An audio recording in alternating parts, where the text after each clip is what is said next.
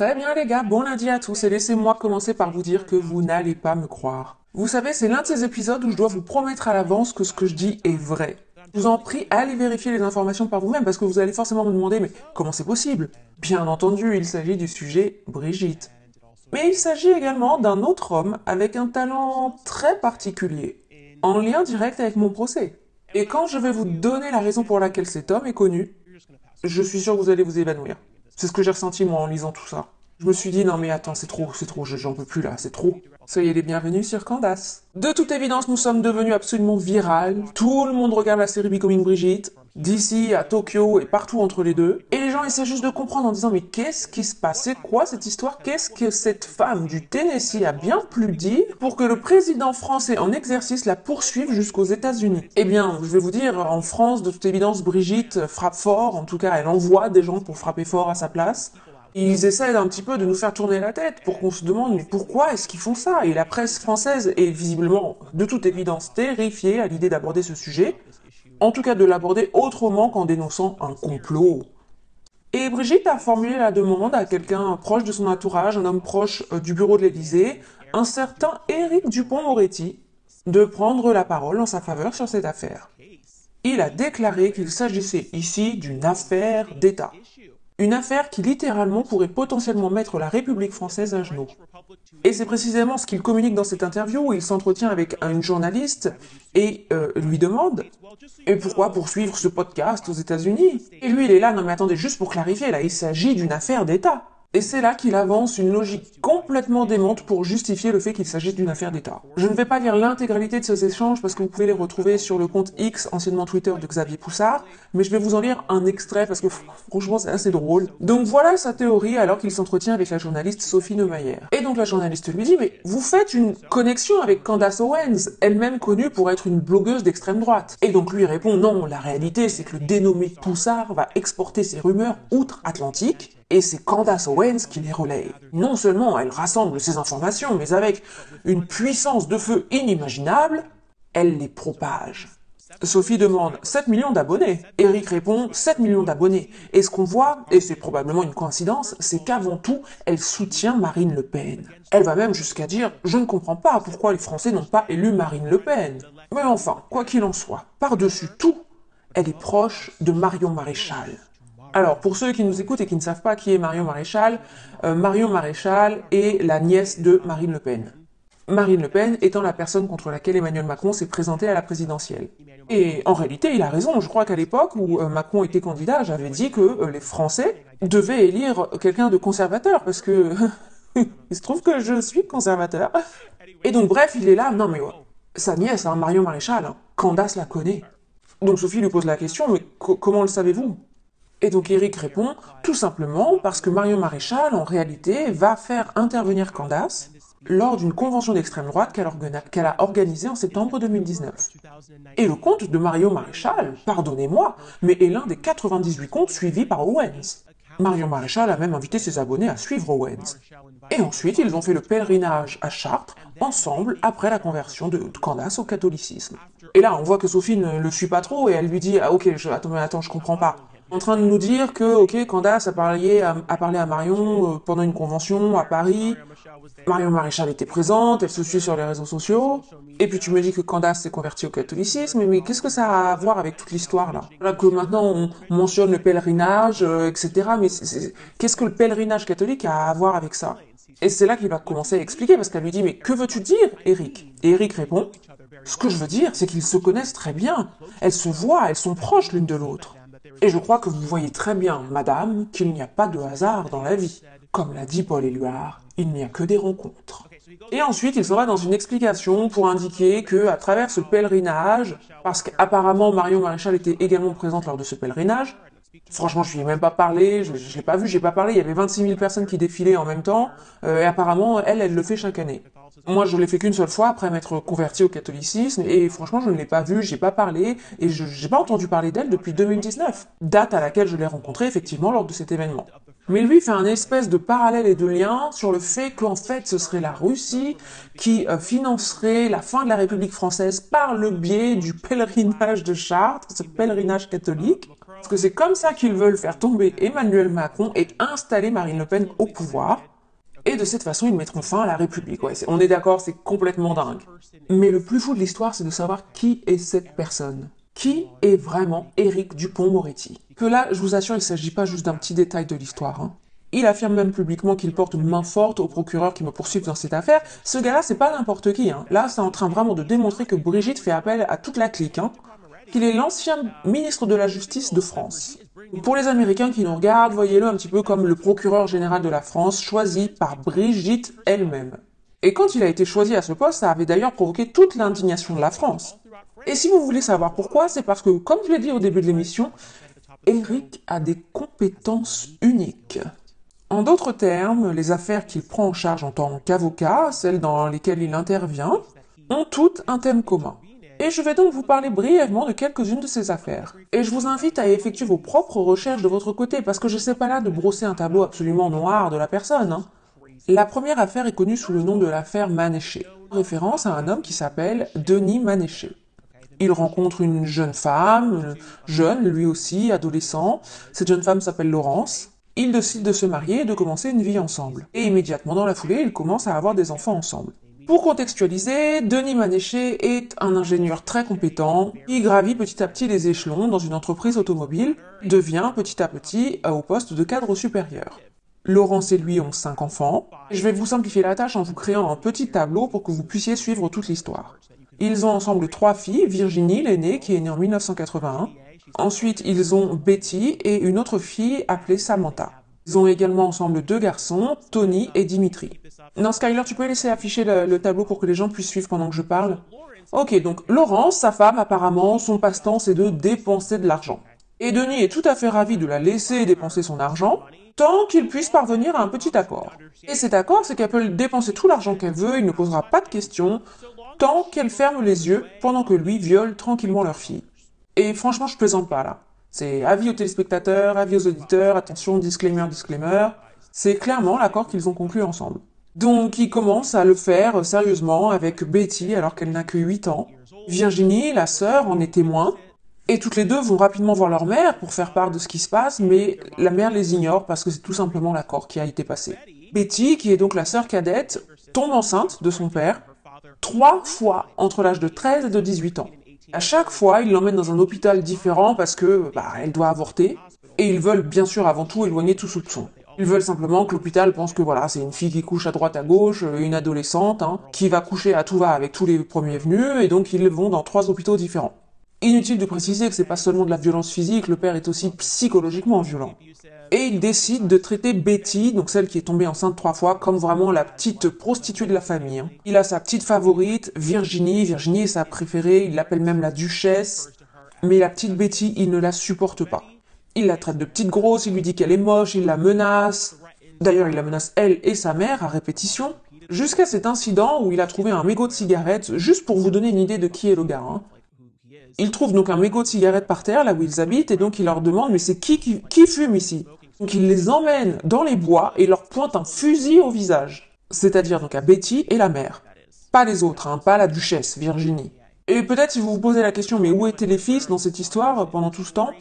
En fait, il les fait vivre dans un espèce de hangar sur la propriété.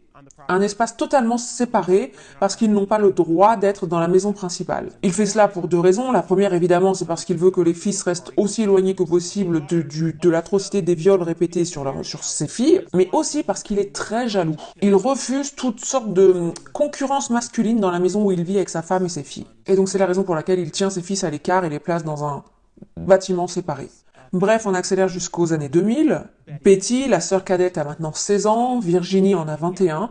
Et Denis décide de faire de Virginie, sa fille, donc, la femme principale du foyer. Ce qui fait que sa femme, Laurence, est-ce qu'on peut remettre le tableau s'il vous plaît? Sa femme, Laurence, est un peu comme reléguée au second plan. Il la traite un petit peu comme si c'était l'une des filles, au même rang que Samantha, mais Virginie, elle, il l'emmène partout avec lui. Bien sûr, vous avez compris, ils sont pas officiellement mariés sur le papier, mais c'est elle qui devient la femme du foyer. Il l'emmène travailler tous les jours avec lui au garage, parce qu'il se trouve qu'elle est également très douée et compétente en ce qui concerne le domaine de la mécanique et de l'ingénierie. Et donc, 1 an plus tard, Virginie, sa fille, tombe enceinte de lui. Et puisque c'est sa préférée, elle, il va la laisser garder l'enfant. Donc, vous suivez, hein, Virginie, sa fille, est maintenant sur le point de donner naissance à son fils. Il est donc à la fois le grand-père et le père de cet enfant, Nicolas, que vous voyez en bas du tableau. Elle donne naissance à un petit garçon prénommé Nicolas, né en 2002. Attendez, ça va devenir encore plus dingue. Betty, la sœur cadette, qui fête ses 18 ans, qui, soit dit au passage, a tenté de fuguer à plusieurs reprises quand elle était un petit peu plus jeune. Vous savez, c'est la sœur qui l'a humiliée pendant toute son enfance, mais à 18 ans, elle parvient à s'échapper et tire la sonnette d'alarme publiquement. Elle va porter plainte à la police, et donc elle dit « Ma sœur et moi avons été violés par notre père à plusieurs reprises depuis l'âge de nos 8 ans. Depuis tout ce temps, nous avons souffert entre ses mains. » Et vraiment, ce qui la pousse à se rendre dans les bras de la police, hein, c'est qu'elle craint que sa sœur cadette, Samantha, qui à cette époque n'avait que 4 ans, subisse le même sort qu'elle. C'est donc là qu'elle trouve le courage de porter plainte. Elle raconte également que leur mère, Laurence, est complice, que parfois même elle va même jusqu'à planifier et participer à ses actes. Non, je vous assure, on parle d'une histoire tellement dégoûtante. Donc ça va sans dire, bien sûr, que le père et la mère, Denis et Laurence, sont arrêtés et mis en prison jusqu'en 2004, date à laquelle leurs avocats parviennent à obtenir leur libération jusqu'à la fin du procès et du prononcé de la peine. Et devinez qui rejoint l'équipe juridique? Éric Dupond-Moretti.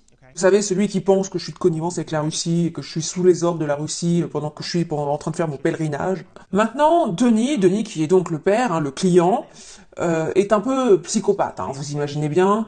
Malgré le fait qu'il ait été libéré, malgré les instructions de rester aussi loin que possible de sa fille, il viole cette règle parce qu'il peut juste pas résister au fait d'être autour de sa fille Virginie. Il est, on peut le dire, vraiment obsédé par Virginie et il reprend petit à petit le contrôle de la famille. Maintenant, voilà, si vous êtes l'avocat Eric, vous savez très bien que ça c'est pas bon pour les affaires, c'est pas bon pour les avocats. À moins que vous réussissiez à trouver quelque chose, un moyen d'expliquer, de faire comprendre ce qui se passe dans cette famille.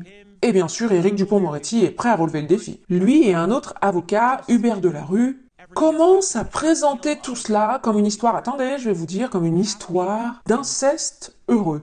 Ouais, et je vais vous dire, ce gars d'ailleurs, Éric, il est connu en France comme étant un ogre, hein, l'ogre de la France. En particulier à cause de cette affaire, parce qu'il présente ça comme un inceste heureux.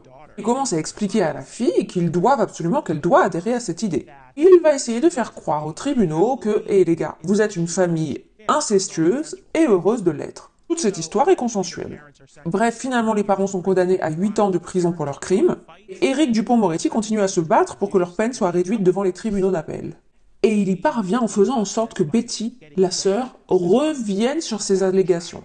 Soudain, à la grande stupéfaction, elle déclare à la cour d'appel qu'elle était juste jalouse de sa sœur Virginie. Elle revient sur ses précédentes accusations du fait qu'elle ait été violée par son père, et voilà qu'elle affirme que son père et sa sœur Virginie ont en fait eu des relations incestueuses qui étaient consenties. Et je devrais peut-être mentionner au passage que tout cela a lieu à Amiens. Et oui, désolé les gars, Amiens. Oui, ce Amiens-là, où Macron est né, où il a grandi, où Brigitte Macron est née, où elle a grandi.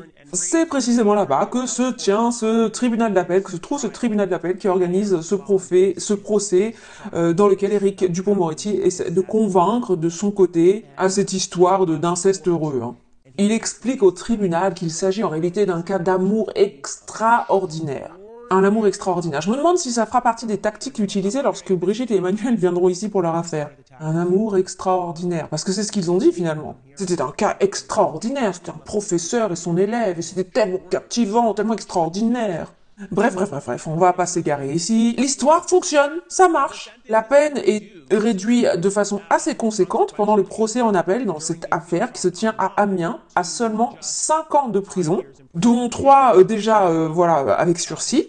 Sa femme écope d'une année de plus que lui, ce qui est quand même assez dingue. Mais c'est lié au fait qu'Éric Dupond-Moretti aurait travaillé sur le fait que c'est vraiment à la femme qu'il faut en vouloir, parce que derrière tout ça, c'est elle qui voulait que la relation ait lieu. Et peut-être vous vous posez la question de savoir mais comment ça se fait que Betty a échangé sa version des faits. C'est tout simplement parce que Virginie, sa sœur, l'a supplié de le faire. Et sa sœur l'a supplié de le faire parce que c'était la seule façon qu'elle avait de pouvoir récupérer la garde de son fils. Parce qu'évidemment, pendant toute cette histoire, ils avaient emmené Nicolas, le fils. Et Eric et les avocats de l'équipe sont là, écoute, si tu veux revoir ton fils... Et donc Virginie va voir Betty, et donc Virginie est là, je t'en supplie Betty, je t'en supplie, change juste ton témoignage. Je veux juste récupérer mon fils, je l'aime, c'est mon fils. Et donc Betty accepte, elle le fait. Ce que je vous dis, c'est d'après son propre témoignage qu'elle livrera plus tard. Des années plus tard, Betty a écrit un livre intitulé « Ce n'était pas de l'amour ». Un livre dans lequel d'ailleurs elle raconte précisément à quel point Éric Dupond-Moretti était un démon. Bon, je paraphrase ici, mais oui. C'est lui qui a largement contribué à forger ce récit d'inceste consenti. Tout cela, c'était lui, et bien sûr, elle est indignée qu'il devienne ministre de la Justice. Maintenant, si vous vous demandez ce qui arrive ensuite à Virginie, eh bien, il s'avère qu'Éric s'est peut-être un peu trompé quand même. L'inceste n'était pas si heureux que ça. L'histoire se termine vraiment de façon tragique. Après avoir été autorisé à retourner auprès de Virginie grâce au tribunal d'appel d'Amiens, Denis, qui est sous surveillance judiciaire, et Virginie, qui rapporte qu'elle a peur, qu'elle est terrifiée par son père, elle craint qu'il finisse par avoir le courage de la tuer. On accélère en vitesse rapide jusqu'en septembre 2014, où Virginie prend son courage à deux mains et quitte son père avec son fils Nicolas. Elle finit par réussir de s'échapper parce que Nicolas est vraiment sa motivation, il est un peu plus âgé maintenant. Elle parvient à le faire par l'intermédiaire d'une organisation privée qui aide en particulier les personnes démunies à organiser leur évasion. Un peu plus tard, son employeur, quelqu'un avec qui elle travaille au garage, décide également de l'aider. Il s'appelle Frédéric Piard et il va l'héberger, elle et son fils. Denis, quant à lui, pendant tout ce temps, est à la recherche de sa fille, n'est-ce pas? Parce qu'il l'aime, sa fille. Si on peut appeler ça de l'amour, n'est-ce pas? Et le 7 octobre 2014, après l'avoir suivi jusqu'au garage de Frédéric, il abat Frédéric, qui tombe mort, puis il tue sa fille, Virginie, avant de retourner l'arme contre lui. Frédéric Piard meurt, évidemment, et Denis, quant à lui, survit miraculeusement. C'est vraiment une tentative de suicide ratée, mais il finit handicapé. Des années plus tard, il comparaît lors d'un nouveau procès, cette fois-ci un procès pour double meurtre. Il se présente en fauteuil roulant, il parle à l'aide d'une petite tablette. Je veux dire, comment avec tout ça vous pouvez imaginer qu'il s'agissait d'un inceste heureux? Mais imaginez quand même la surprise de Betty quand elle apprend des années plus tard que l'avocat qu'elle tenait pour le cerveau de toute cette histoire d'inceste heureux à Amiens a été choisi par un couple d'Amiens précisément pour devenir ministre de la Justice de tout le pays. Et pas seulement ça. Pendant qu'il était ministre de la Justice, Emmanuel Macron, vous vous souvenez Emmanuel Macron quand il a remis la Légion d'honneur à Patrick Buy, ce chirurgien qui a travaillé à refaire le visage de Brigitte, eh bien il se trouve qu'il remet également la Légion d'honneur à, et nous avons une photo pour illustrer ça, à Hubert Delarue. Et c'est donc le ministre de la Justice de la France qui lui remet, qui lui attache cette Légion d'honneur à ce même avocat qui a donc collaboré avec Moretti, Dupond-Moretti, pour imaginer cette stratégie de l'inceste heureux. Et oui, il en reçoit une. Tout le monde reçoit la Légion d'honneur. Tout le monde reçoit la Légion d'honneur. Tous ceux qui font des choses bien reçoivent la Légion d'honneur. Et bon, j'imagine si vous êtes quelqu'un de sensé, vous vous dites, non mais attends, la liste, ça se limite à une seule affaire, c'est ce que les avocats de la défense sont censés faire aussi, Non, vous êtes complètement à côté de la plaque. Ce n'est jamais aussi simple que ça quand il s'agit d'Emmanuel et Brigitte. Toujours un schéma qui se dessine et se redessine. Et de toute évidence, ce Eric a des compétences vraiment spéciales. Il s'intéresse à vraiment un ensemble de circonstances très uniques, l'inceste, la pédophilie, et cela m'amène à vous raconter une autre histoire complètement folle. Et d'ailleurs, ce qui est marrant quand je regarde un peu dans le chat, ça doit être un des petits mignons de Brigitte, un de ses dragons pour la défendre. Oui, bon on sait, tu vas parler de l'affaire d'Outreau. Et les gars, j'ai même pas encore abordé l'affaire d'Outreau. Tellement il y a d'affaires à aborder. Mais ça y est, c'est l'heure. Maintenant, on va parler de l'affaire d'Outreau. Ils sont là, non mais ça n'a pas d'importance que les avocats défendent, ils sont avocats après tout. Oh mais si, je vous assure, c'est intéressant, c'est tellement intéressant. Je dois vous dire un truc, une des choses qui m'a vraiment frappé dans l'affaire Manéché, et franchement vous pouvez vous renseigner encore une fois par vous-même, l'affaire Denis Manéché, ce sont tous ces lieux qui nous sont un petit peu familiers depuis l'affaire Bicovine-Brigitte. Commençons par Amiens, la ville natale de Macron, des Macron, Brigitte et Emmanuel. Et puis, il y a ensuite le Pas-de-Calais, environ 1 heure au nord. Et si ça vous semble un peu familier, c'est tout simplement parce qu'à la lecture de la biographie d'Emmanuel Macron, nous voyons qu'il a failli se présenter aux élections là-bas, c'est là qu'il a commencé sa carrière, mais c'est aussi là que Brigitte a commencé la sienne comme attachée de presse de la chambre de commerce. Avant, bien sûr, vous savez, de décider soudainement de devenir enseignante, et puis c'est là qu'elle va commencer à enseigner Emmanuel. Alors tout ça, c'est très très très complexe. Mais c'est aussi tellement pratique, tous ces gens-là évoluent toujours dans les mêmes cercles, les mêmes endroits en même temps. Eh bien, il y a une autre affaire qui a eu lieu dans le Pas-de-Calais. Allez-y, les gars, je pense que pour celle-ci, on peut simplement afficher la page Wikipédia. Sans trop entrer dans tous les détails, mais oui, l'affaire d'Outreau fait référence à une affaire criminelle de pédophilie qui s'est déroulée entre 1997 et 2000 à Outreau. encore une fois, Outreau, dans le Pas-de-Calais. Et donc on apprend ici qu'il y a eu une longue enquête qui a révélé un large, vaste réseau pédophile. Une quarantaine d'adultes ont été accusés, une cinquantaine d'enfants ont été potentiellement victimes. Et il ne s'agissait pas ici d'une simple affaire de pédophilie, mais également d'inceste. On y apprend que le procès s'est tenu en 2004, dans un tribunal du Pas-de-Calais, où 12 enfants ont été reconnus victimes de viols, agressions sexuelles, corruption de mineurs et proxénétisme. 10 des 17 adultes accusés sont ensuite condamnés à faire de la prison, mais voilà qu'ensuite un nouveau procès en appel, et 6 des 10 adultes condamnés ont été acquittés. 4 d'entre eux n'ont même pas eu à faire appel. Il est écrit ici, d'entre eux n'ont même pas fait partie du procès d'appel, et pourtant ils ont été acquittés. Qui a pu faire ça? Oh, bah oui, bien sûr, les gars, c'est Eric, à nouveau. Eh oui, Eric, encore une fois. Non seulement il a fait acquitter certains de ses adultes, mais il a aussi fait parler beaucoup de lui. Ils ont ensuite, vous savez, fait tous ces documentaires pour faire croire qu'ils étaient tous... oui, bon, vous savez, certains parents étaient coupables d'avoir fait ces choses à leurs enfants. Mais en réalité, tous les autres ont juste été absorbés par toute cette histoire, indépendamment d'eux. Et d'ailleurs, si vous descendez jusqu'en bas de cette page, Skyler, si tu peux remettre la page, vous allez à la section point de vue de l'enfant des victimes. Parce que j'aimerais vraiment qu'on puisse y arriver. Ouais, c'est assez long, il s'est passé beaucoup de choses dans cette affaire. Ouais, voilà, c'est là. Le point de vue des victimes, des enfants qui ont été victimes. On peut y lire, avec la diffusion en 2023 d'une série télévisée sur l'affaire sur France 2, l'une des victimes, un enfant de la famille principale de l'affaire, Jonathan Delay, a appelé au boycott. Il a allégué que la série constitue une manipulation médiatique en présentant les adultes comme les premières victimes de cette affaire. La série ne montre absolument pas que certains enfants, comme Jonathan Delay, restent absolument convaincus de la culpabilité de certains des acquittés. On peut également lire que pendant le procès, le comportement d'Éric Dupond-Moretti, l'avocat des acquittés d'Outreau, puis par la suite le ministre de la Justice de la France, est également mis en cause. Selon une rumeur réapparue pendant la diffusion de la série sur France 2, il aurait terrorisé une petite fille de 7 ans qui, par peur, se serait urinée dessus. Maintenant, sachez que son nom vous est familier parce qu'il apparaît également dans la série Becoming Brigitte, le livre écrit par Xavier Poussard, et il raconte l'affaire, les agissements d'Éric Dupond-Moretti, alors que nous sommes juste en train de révéler toute cette orbite qui se situe autour des Macron, et il s'avère qu'Éric Dupond-Moretti a été violemment dénoncé par les psychiatres pour sa méthode. Donc ce qui s'est passé, c'est qu'ils ont arrêté tous ces adultes, ils les ont déclarés coupables, et ensuite il est allé interroger les enfants. Et il s'avère qu'un expert psychiatre nommé Gérard Lopez a déclaré la chose suivante lors d'une audition à l'Assemblée nationale. Il a dit, je cite, « Savez-vous que M. Dupond-Moretti a interrogé un enfant de 7 ans à Saint-Omer pendant 6 heures? Il a interrogé une enfant de 7 ans pendant 6 heures et il a constaté que le témoignage de cet enfant était erroné, incohérent. C'est ce qui a changé le procès d'Outreau. Souvenez-vous, il s'agit d'une affaire où tous les enfants ont été reconnus comme victimes. Tous, 12 sur 12. Donc vous voyez, un gars comme Dupond-Moretti ne devrait pas être toléré. Je suis un expert et donc il ne me fait pas peur. Je suis un expert auprès des tribunaux depuis 30 ans maintenant. Mais imaginez un enfant, imaginez le petit Delay. Un enfant qui a vécu des horreurs avec cet ours, Eric, qui lui hurle dessus. Et le président ne dit rien du tout. Fin de citation. Ouais, comme je l'ai dit, vous pouvez passer en revue toutes les affaires dans lesquelles il décide d'intervenir, les arguments qu'il avance, comment il les présente, comment il y parvient, comment il les obtient, comment il arrive à obtenir toutes ces réductions de peine, tous ces acquittements. Maintenant, ok, au cas où vous diriez que c'est un peu bizarre quand même.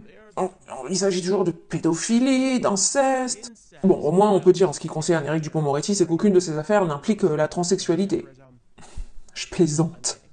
Bien sûr qu'il y a des affaires qui impliquent des personnes transgenres. En ce moment même, d'ailleurs, il y en a une qui est en cours, vous pouvez aller la consulter. Il s'agit d'un jeune Coréen qui s'appelait Kim Jae-duk, devenu Eva Son Forgé.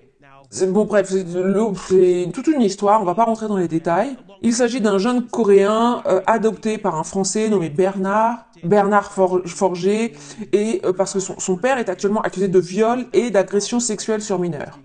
Et vous allez me dire, mais en quoi ça concerne l'affaire? Eh bien, ça concerne l'affaire parce qu'en fait, ce jeune femme, je ne sais pas trop comment l'appeler, qui évolue largement autour de la sphère des Macron, qui a été pris en photo avec Benalla, etc., etc. J'imagine qu'aux États-Unis, on pourrait le qualifier un petit peu comme jeune de moins de 30 ans ayant réussi, quoi. Petit génie coréen qui a été très impliqué pendant la campagne, qui avait un avenir politique extrêmement prometteur, eh bien, maintenant s'appelle Eva Forgé. Et bon, il s'agit là d'allégations, donc nous n'allons pas rentrer trop dans les détails. Mais voilà qu'il commence à dénoncer Éric Dupond-Moretti, à dénoncer tout un réseau de personnes qui, selon lui, connaissent des choses sur ce qui se passe dans les coulisses en France. Alors, que penser de tout ça? Que penser du fait qu'il semble maintenant complètement impossible pour les Macron de réussir à trouver quelqu'un qui puisse les représenter, qui puisse les accompagner, quelqu'un qui puisse, voilà, les financer, évoluer autour d'eux, une personne qui n'ait pas d'histoire ou qui ne défende pas une histoire qui soit en rapport avec ces thèmes récurrents.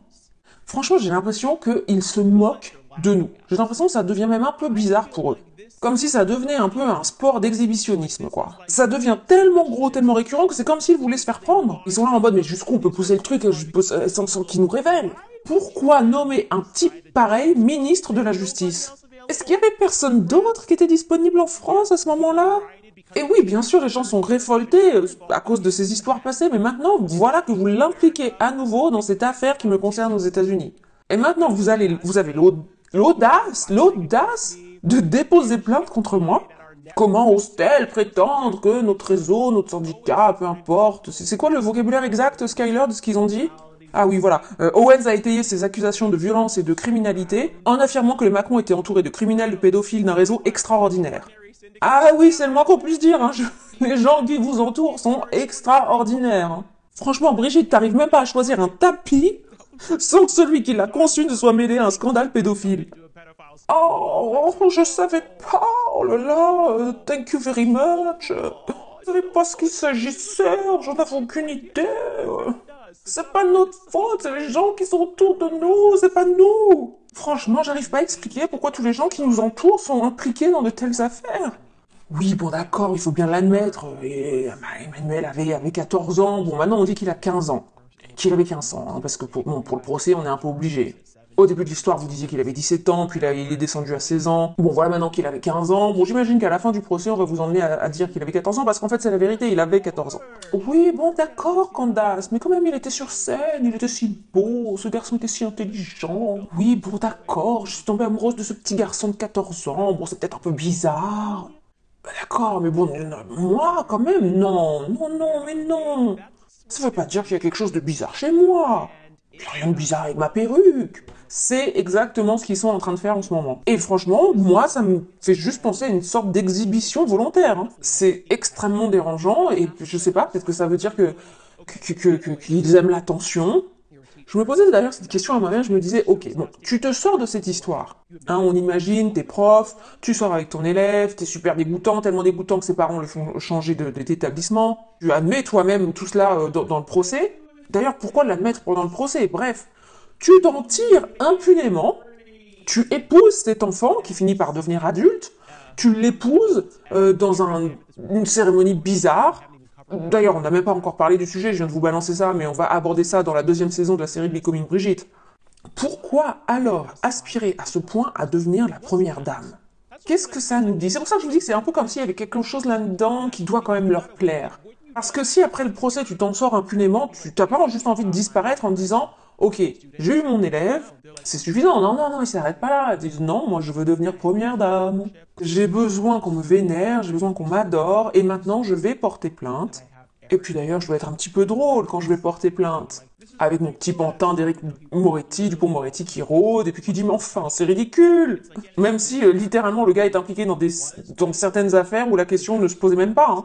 Des affaires où c'était de la pédophilie, où ça a été prouvé que ça se produisait bien, qui se sont produits dans la même région que Emmanuel et Brigitte, là où ils ont grandi, là où ils ont commencé leur carrière, mais tout ça n'a rien à voir.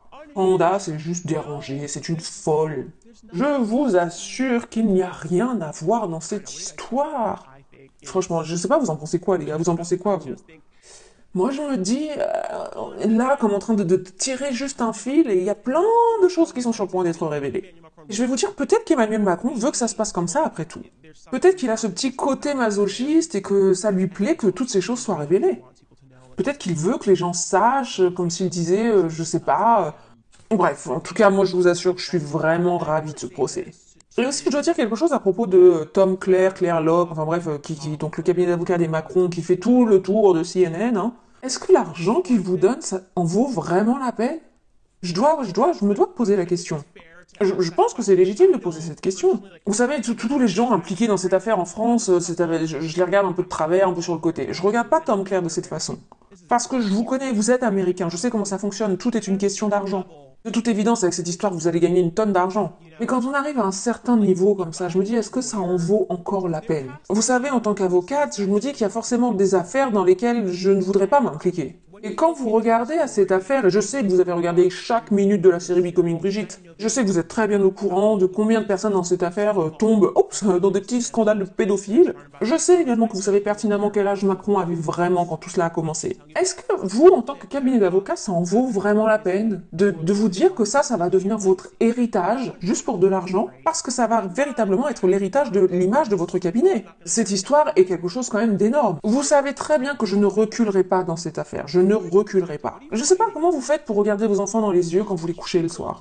Qu'est-ce que vous protégez? C'est quoi votre combat? Franchement, des fois, j'aimerais vraiment que les gens n'aient pas autant d'attachement à l'argent. J'imagine sûrement que c'est parce que moi, je ne l'ai pas, je vous assure, je préférerais mourir que de défendre un truc comme ça. Je préférerais mourir que de répondre à des appels téléphoniques d'Eric, comme cela a été suggéré d'ailleurs. Parce qu'il a dit qu'il travaillait avec l'équipe juridique aux États-Unis sur cette affaire. Il a dit qu'il les aidait dans cette enquête. Je vais vous dire, je préférerais mourir que de recevoir un appel téléphonique d'Eric Dupond-Moretti personnellement. Du genre, je veux pas qu'on ait le moindre contact ensemble sur quoi que ce soit. Avec cette espèce de petit psychopathe. Comme je vous l'ai dit, allez voir sa page Wikipédia, allez voir toutes les affaires dans lesquelles il s'est impliqué. Sérieusement, c'est qui ce type? Mais qui est ce type? Et pourquoi Brigitte l'a-t-elle spécialement choisi pour s'impliquer dans cette affaire? Posez-vous la question, hein. Évidemment, on ne connaît pas la réponse. Tout ce qu'on peut faire, c'est se poser la question. Et eux, tout ce qu'ils peuvent faire, c'est essayer de nous faire taire. Ok, quoi qu'il en soit, passons aux commentaires. Je regarde les commentaires, oui, les gens l'appellent l'ogre. Je plaisante pas, hein. Il a vraiment l'air d'un ogre. Hein. Bon, j'imagine qu'il va me coller un procès pour ça. Oh, c'est de la diffamation. Je suis pas un ogre, de toute évidence. Je fais juste des trucs d'ogre. Mais voilà le truc, Eric, parce que je sais que tu me regardes. T'as dit que t'allais enquêter sur moi, mais moi j'ai enquêté sur toi en premier. Je t'assure que tu trouveras rien du tout dans mon passé. Et pendant que t'étais en train d'élaborer cette petite théorie complètement ridicule, tu sais, je suis arrivé au kilomètre 37 du pèlerinage, et puis d'un coup, Poutine est apparu. Et là, il m'a dit, Cordas, t'es prête pour tes instructions? C'est un pèlerinage catholique orthodoxe. Donc en fait, ce que tu dis, c'est que les orthodoxes sont en train de nous donner des instructions, mais qu'est-ce que tu fabriques? Qu'est-ce que tu fais?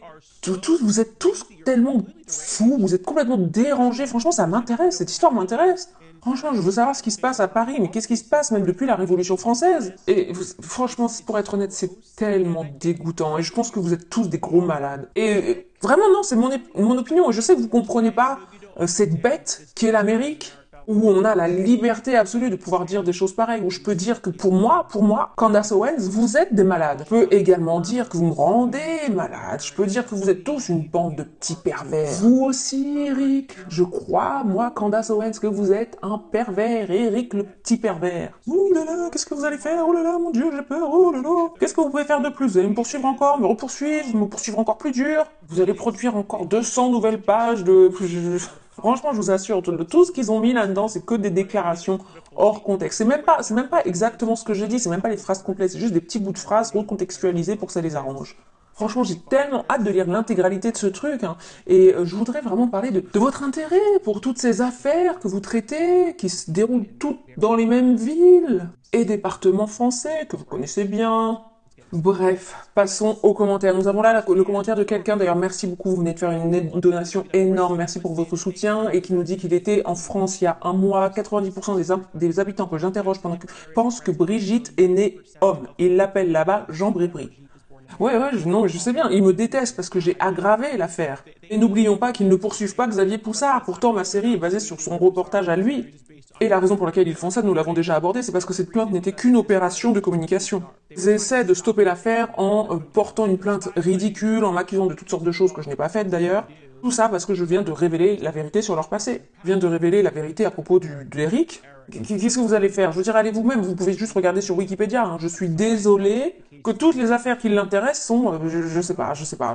Il s'est vraiment trouvé une petite niche d'exercice très particulière. Hein. Nous avons ensuite Rose. Oh, merci Rose, c'est également un don énorme que vous venez de me faire, merci beaucoup. Rose dit que Dieu vous bénisse et que la vérité continue d'être révélée. Christ est roi.